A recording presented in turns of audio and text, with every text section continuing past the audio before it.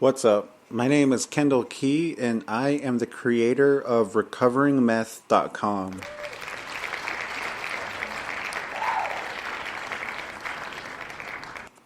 Today is February 22nd, 2020, and I am so happy to say that today I have got 6 months of clean time, and I am just so happy and excited. For me to get to this point, oh my gosh, I have no way to explain it. There's just no way. I never in my wildest tweaker dreams saw this day possible. I truly believe that there was no way out of that lifestyle meth had consumed me by. Day one of my recovery, I was afraid of the unknown. I remember sitting in the van and my stomach turning, my whole body just felt ill. And we started to drive off, and I'm like, okay, am I doing the right thing? Oh my God, what am I doing in here? Get out, get out. And we came across a stoplight. Truth be told, I literally almost pulled the van door open and jumped out right there. But I held to my guns and I went along with it. I was afraid to let go of the people I would use with. Some I can actually say were/are friends, but most of them were just smoking buddies, people that the one thing that we had in common was meth, and that's it. That was the only common denominator between all of us that brought us together was, if I had drugs, sure, I'll bust that, I'll get high with you, and vice versa at times. And that's pretty awful thinking about it now. Those are people that I don't really know other than, oh, that person shoots up, that person smokes. I can't tell you what their favorite color are or how old they are, let alone. It's crazy. But I'll admit it's pretty sad. Here I am, 30 years old, and the only life I know revolves around a hustle. A hustle to satisfy my addiction. It was seriously my dictator, my owner, my pimp, if you will. And whenever, whatever, wherever I needed to satisfy my addiction, I did it. I seriously did. And just to be here at 180 days into my recovery, I am so blessed. I am so fortunate. And I can honestly tell you that it is beyond anything that I could have imagined. And I know some of y'all are thinking, oh, come on now, you're just normal now. And it's it's beyond that.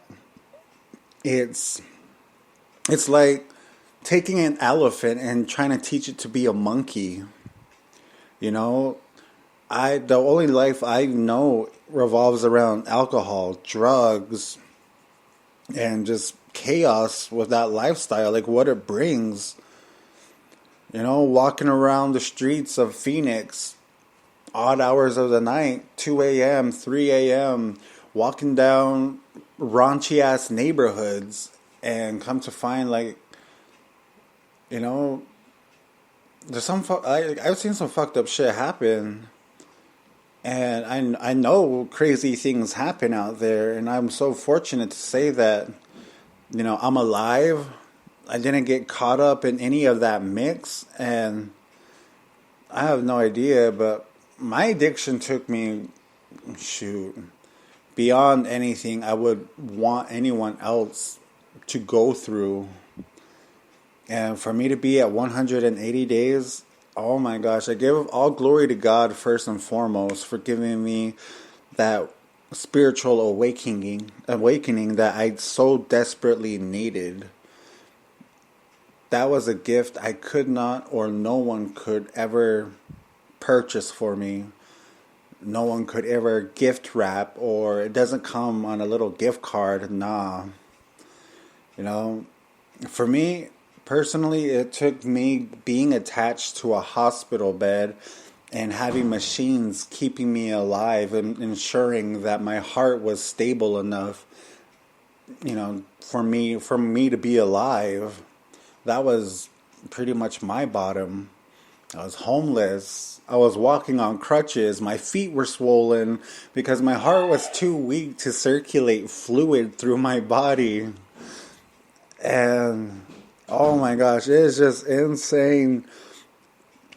Truth be told, well, I'll tell you all my truth. My truth is now, along with my recovery, I have found my spirituality, and I am a Christian that believes in God. I am a testament of his miracles, and it's awesome because I witness his miracles taking place in the lives of those around me. I'm in a recovery facility called Richland Regal, and being here, you see the ones that are around me. I can see them growing, and this person's, trying to get their life right so they can have their life back with their kids and things like that. And it's just so amazing to see all that unraveling and working and seeing them growing stronger. And I may not notice it myself, but other people notice my changes and the miracles that take place within myself. And for me, that alone that's fucking amazing. Again, back to my bottom, the defibrillator. I wore a defibrillator for 4 months of my recovery. And, they were gonna do an internal pacemaker just so that way it would ensure that my heart doesn't go into a lethal rhythm or anything like that would take me out. And it's funny because the doctors said that my heart will never get better. Like, the damage is done and it's irreversible. The only thing we can do is prevent any further damage from happening to your heart to worsen the situation. And I believe them. That's what they go to school for. It's my cardiologist, and he knows about hearts because he sees thousands of them. So I believed him. And one thing that he told me was, do not engage in physical activity. At 20%, you're even walking is strenuous on your heart. And I'm like, all right. So for the first maybe 3 months of my recovery, I skipped the gym, skipped all physical activity. Even mopping the floor in the house got me winded and lightheaded, things like that. Yet I still smoke. I know, that's a habit that I need to break right there. But back to what I was saying. One day, I get this spiritual nudge that tells me, go to the gym. If you want better for yourself, you got to put the work in. So one day I told the house, okay, I'm going to go to the gym today. And immediately staff told me, no, you're not. What are you seeing? You're playing. You can't go to the gym. And I was like, yeah, I'm going to go. And you're like, no, you can't. There was a battle for 5 minutes for me to get my point across to them. I'm like, yo, I got to do this for myself. I got to do it to help myself.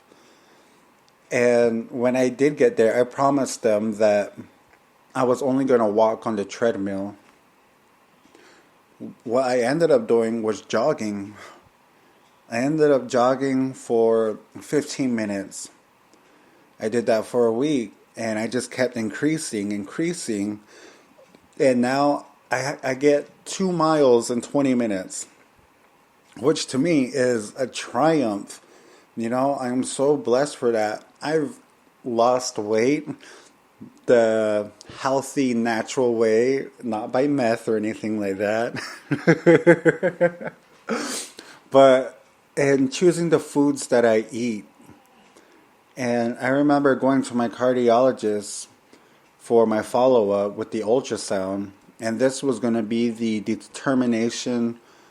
determining appointment that would dictate if I'm going to continue with the wearable defibrillator or if we were going to do the internal pacemaker.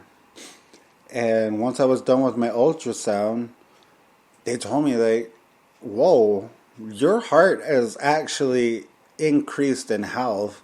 And right now I'm at 40%. I couldn't believe it. And if that's not a miracle within itself, I don't know what is.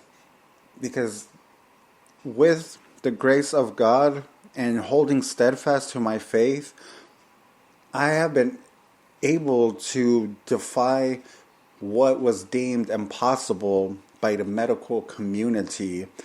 And all that was God giving me that spiritual nudge to do so.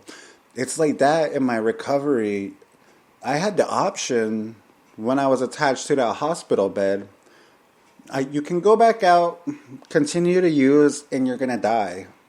Or you can stop right now and prevent any further damage from happening to your heart and actually have a chance at life. And right now, I'm telling my story on recoveringmeth.com and this podcast. So obviously, I chose life.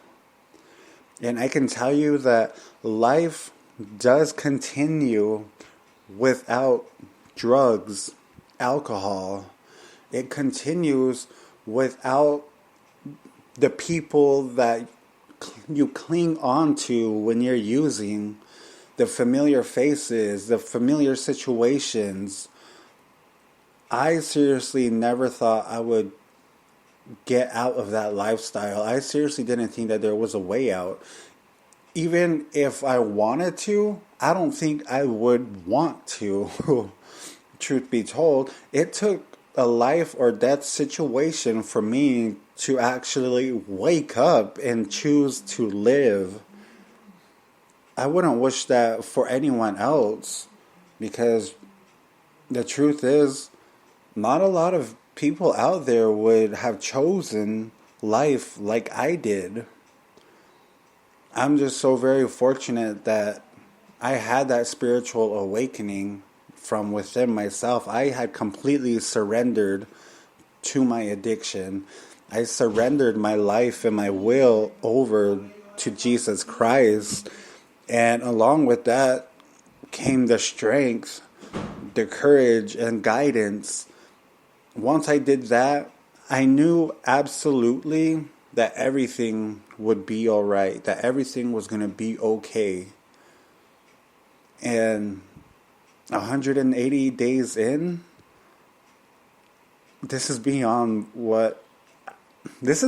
anything that I could have made up or imagined or dreamt of. And I just want to say to anyone out there that is struggling with their addiction, life does go on. And I'll tell you one thing, that life is so much better once your head is clear, once we're not poisoning ourselves, once we surrender. Aren't you tired of that insanity of addiction? I knew I was. Be sure to check out recoveringmeth.com for the latest blog posts and more information on my journey. Y'all have a blessed night. God bless.